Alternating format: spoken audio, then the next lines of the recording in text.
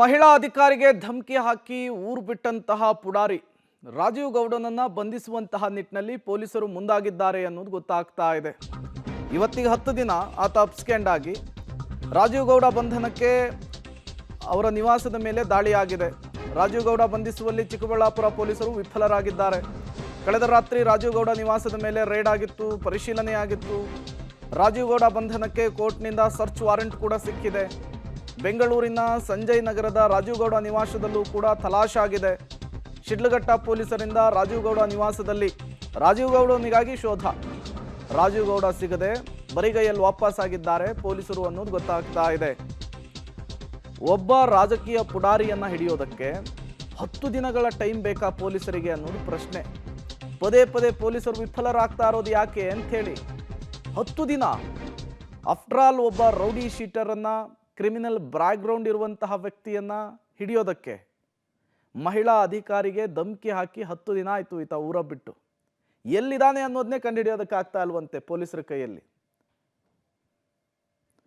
Details ಅನ್ನು ಕೊಡೋದಕ್ಕೆ ಮುದ್ದುಕೃಷ್ಣ ದೂರವಾಣಿ ಸಂಪರ್ಕದಲ್ಲಿ ಜಾಯಿನ್ ಆಗಿದ್ದಾರೆ. Muddukrishna, after all criminal background ಇರುವಂತಹ ಒಬ್ಬ ವ್ಯಕ್ತಿಯನ್ನ ಹಿಡಿಯೋದಕ್ಕೆ ಪೊಲೀಸರಿಗೆ 10 ದಿನ ಬೇಕಾ ಅಂಥೇಳಿ ನಿಜಕ್ಕೂ ಪೊಲೀಸರು ಹಿಡಿಯುವಂತಹ ನಿಟ್ಟಿನಲ್ಲಿ ಕಾರ್ಯಾಚರಣೆ ಮಾಡ್ತಿದ್ದಾರಾ ಅಥವಾ ಸಮಾಜದ ಕಣ್ಣಿಗೆ ನಾವು ಹಿಡಿತಾ ಇದ್ದೀವಿ ಅಂಥೇಳಿ ತೋರಿಸಿಕೊಳ್ಳುವಂತಹ ಪ್ರಯತ್ನನ ಇದು ಅಂತ?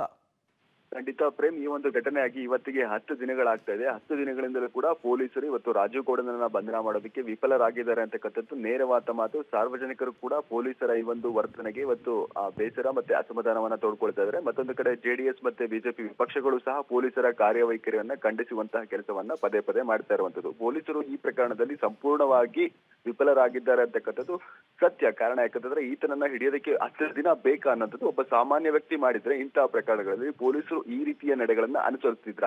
ಎಲ್ಲೋ ಒಂದು ಕಡೆ ಪೊಲೀಸರ ಮೇಲೆ ಕೆಲವು ರಾಜಕೀಯ ಒತ್ತಡಗಳಿದೆ ಅನ್ನೋಂತ ಮಾತು ಮತ್ತೆ ಸರ್ಕಾರದ ಕೆಲವು ಸಚಿವರು ಒತ್ತಡವನ್ನ ಹೇರಿದ್ದಾರೆ ಅಂತಕ್ಕಂಥ ಆರೋಪಗಳು ಕೂಡ ನೇರವಾಗಿ ಕೆಲ ಸರ್ಕಾರದ ಸಚಿವರೇ ಮಾಡಿದ್ದಂಥದ್ದು ಕೂಡ ಇವತ್ತು ಇರುವಂತದ್ದು. ಅದರಲ್ಲೂ ಕೂಡ ಈಗಾಗಲೇ ಕೂಡ ಕಳೆದ ರಾತ್ರಿ ಕೂಡ ರಾಜೀವ್ ಗೌಡ ನಿವಾಸದ ಮೇಲೆ ಶೋಧ ಮಾಡಲಾಗಿದೆ. ಅಂದ್ರೆ ಸರ್ಚ್ ವಾರೆಂಟ್ ಅನ್ನ ಪಡೆದು ಬೆಂಗಳೂರಿನ ಸಂಜಯ್ ನಗರದ ನಿವಾಸದ ಮೇಲೆ ಪೊಲೀಸರು ದಾಳಿ ಮಾಡಿ ಪರಿಶೀಲನೆ ಮಾಡುವಂತ ಕೆಲಸವನ್ನ ಮಾಡಿದರೆ ಅಲ್ಲೂ ಕೂಡ ರಾಜೀವ್ ಗೌಡ ಪತ್ತೆಯಾಗಿಲ್ಲ.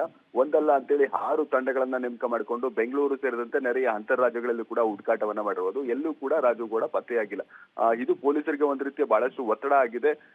ಸ್ವತಃ SP ಕುಶಾಲ್ ಚೌಕ್ಸಿ ಅವರ ಶಿಡ್ಲಘಟ್ಟ ನಗರ ಠಾಣೆಯಲ್ಲಿ ಮೊಕ್ಕಾಮೂಡಿ ಪ್ರತಿದಿನ ಕೂಡ ರಾತ್ರಿ 10, 11, 12, 1 ಗಂಟೆವರೆಗೂ ಕೂಡ ಕಾಲಹರಣ ಮಾಡ್ತಾ ಇದ್ದಾರೆ. ಆದ್ರೆ ರಾಜೀವ್ ಗೌಡರ ಒಂದೊಂದು ಸುಳಿವು ಕೂಡ ಪತ್ತೆ ಆಗ್ತಿಲ್ಲ. ಎಲ್ಲೋ ಒಂದು ಕಡೆ ರಾಜಕೀಯ ನಾಯಕರನ್ನ ರಕ್ಷಣೆ ಮಾಡುವಂತ ಕೆಲಸ ಕೆಲ ಪ್ರಭಾವಿ ಸಚಿವರಿಂದ ಆಗ್ತಿದೆ, ಅವರಿಂದ ಒತ್ತಡ ಇದೆ ಅನ್ನೋಂಥ ಮಾತುಗಳು ಸಾರ್ವಜನಿಕ ವಲಯದಲ್ಲಿ ಬಹಳಷ್ಟು ಕೇಳಿ ಬರ್ತಾ ಇದೆ. ಇದೆಲ್ಲದರ ನಡುವೆ ಕೂಡ ಇವತ್ತು ರಾಜೀವ್ ಗೌಡರ ಬೇಲ್ ಭವಿಷ್ಯ ಏನಿದೆ ಅದು ಇವತ್ತು ನ್ಯಾಯಾಲಯದಲ್ಲಿ ಅಂತಿಮವಾಗಿ ತೀರ್ಪು ಪ್ರಕಟ ಆಗ್ಬೇಕಾಗಿದೆ. ಇವತ್ತು ಮಧ್ಯಾಹ್ನ 2 ಗಂಟೆಯ ನಂತರ ಆ ತೀರ್ಪು ಪ್ರಕಟ ಆಗಿದೆ. ಹಾಗಾಗಿ ಈ ಒಂದು ಬೇಲ್ ಸಿಗುತ್ತಾ ಇಲ್ಲ ಬೇಲ್ ಅರ್ಜಿ ಕ್ಯಾನ್ಸಲ್ ಆಗುತ್ತಾ ಅನ್ನೋಂತಹ ಕುತೂಹಲ ಈಗ ಮನೆ ಮಾಡಿರುವಂತದ್ದು. ಪ್ರೇಮ್, ಥ್ಯಾಂಕ್ ಯು ಮುದ್ದುಕೃಷ್ಣ ತಮ್ಮೆಲ್ಲ ಮಾಹಿತಿಗಾಗಿ. ಯಾರ್ರೀ ರಾಜೀವ್ ಗೌಡ?